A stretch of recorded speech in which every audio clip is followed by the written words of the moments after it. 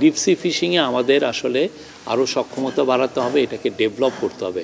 এটা ডেভেলপ হলে এটা আমাদের জন্য ইকোনমির জন্য একটা বড় বুস্ট।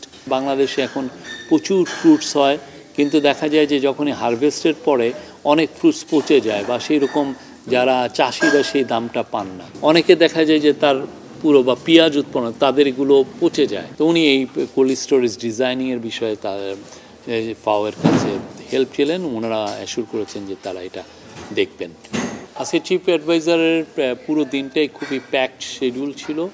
আপনি জানেন যে উনি প্রথমে গেলেন ফাও হেডকোয়ার্টার্সে, সেখানে তাকে ফাওয়ের যে ডাইরেক্টর জেনারেল ডক্টর চু উনি তাকে গ্রিট করেছেন। ডক্টর সাথে মিটিংয়ে অনেকগুলো বিষয় এসছে আমাদের সাথে, এগ্রিকালচার, তারপরে আপনি যে চিফ অ্যাডভাইজার মূলত 3টা বিষয় এই মিটিংয়ে উঠিয়েছেন। একটা হচ্ছে যে আমরা তাদের কাছ থেকে আরও সাপোর্ট চাচ্ছি ডিপ সি ফিশিংয়ের জন্য। আর একটা হচ্ছে আপনারা জানেন বাংলাদেশের যারা ট্রলার, ফিশিং ট্রলারগুলো বা ফিশিংয়ের যে নৌকাগুলো, এগুলো খুব শ্যালো ওয়াটার, মানে উপকূলের খুব কাছাকাছি জায়গায় তারা মাছ ধরতে পারে। খুব দূরে আমাদের যে ডিপসি ওয়াটার আছে, ডিপসি আমাদের বড় যে ওশান, বে অফ বেঙ্গলে, সেখানে তারা যেতে পারে না, কেন সেই ধরনের আমাদের বড় ফিশিং ট্রলারও নাই, আর এরা ইন্টারেস্টেডও না সেই রকম যেতে।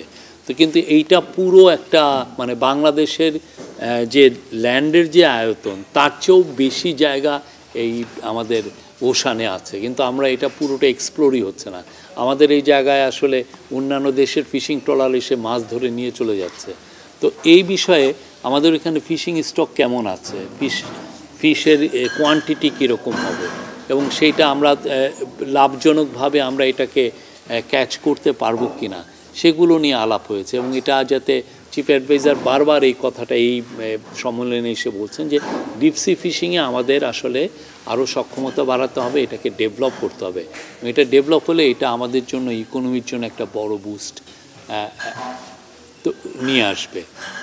এইটা নিয়ে কথা হলো। আরেকটা হচ্ছে যে আমাদের ফ্রুটস এক্সপোর্টস। আপনি জানেন বাংলাদেশে এখন প্রচুর ফ্রুটস হয়, কিন্তু দেখা যায় যে যখনই হারভেস্টের পরে অনেক ফ্রুটস পচে যায় বা সেই রকম যারা চাষিরা সেই দামটা পান না। সেই দাম পাওয়ার জন্য আমাদের ফ্রুটসকে মানে ফলাদি আমাদের বাইরে যাতে আমরা এক্সপোর্ট করতে পারি, সেটার জন্য আমাদের টেকনিক্যাল হেল্প আমাদের দরকার আছে অনেক কিছু। তো সেটার জন্য ওনার সাহায্য, ওনার সাপোর্ট চাওয়া হচ্ছে। উনি বলেছেন যে হ্যাঁ ওনারা সাপোর্ট করবেন। আপনারা জানেন যে এই বছর আমরা চায়নাতে আম রপ্তানি করেছি। চায়না এছাড়াও কাঁঠাল এবং পেয়ারা বাংলাদেশের থেকে নিতে চাচ্ছে, প্রচুর কোয়ান্টিটি, বিশাল পরিমাণ নিতে চাচ্ছে। তো এই বিশাল পরিমাণ আমার এক্সপোর্ট করতে হলে আমাদের সেফটি স্ট্যান্ডার্ডটা ইনশিওর করতে হবে, যাতে ওইখানে যে কোনো এই ধরনের সেফটি ইস্যুটা যাতে না আসে। হ্যাঁ, তো সেই জন্য এইটা আমরা যদি সেফটি স্ট্যান্ডার্ড করতে পারি, ইনশিওর করতে পারি, এইটা হবে বাংলাদেশের একটা মেজর এক্সপোর্ট আর্নিং খাত। হ্যাঁ, তো উনি বললেন যে তারা বাংলাদেশকে এই বিষয়ে হেল্প করবেন।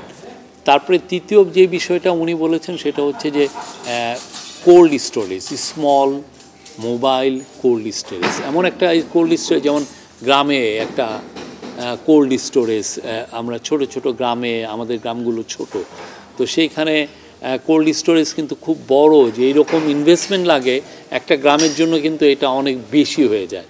তো ছোট কোল্ড স্টোরেজ যেটা একটা গ্রামের নিডটাকে সে টেক কেয়ার করবে, তো এই ধরনের কোল্ড স্টোরেজ ডিজাইনিংয়ের বিষয়ে তাদের হেল্প চেয়েছেন চিফ অ্যাডভাইজার। এবং উনি এটার ফলে যেটা হবে যে যারা ক্ষুদ্র কৃষক, যাদের যেমন অনেক যারা ভেজিটেবল উৎপন্ন করে বা যারা ক্রপ আলু উৎপন্ন করে, অনেকে দেখা যায় যে তার পুরো বা পেঁয়াজ উৎপন্ন, তাদের এগুলো পচে যায়, তারা ঠিক মতো মার্কেটে নিয়ে আসতে পারে না। আসার আগেই অনেক বেশি যদি উৎপন্ন একবারে হয় তাহলে এটা পচে যায়, বা এটা আসলে প্রাইসটা এমন নেমে আসে তখন তার আর কোনো লাভ হয় না। তো এই জায়গাটায় তার প্রাইস প্রোটেকশন, তাকে হেল্প করার জন্য এই কোল্ড স্টোরেজগুলো দরকার। তো উনি এই কোল্ড স্টোরেজ ডিজাইনিংয়ের বিষয়ে তার ফাওয়ের কাছে হেল্প ছিলেন, ওনারা অ্যাসিওর করেছেন যে তারা এটা দেখবেন।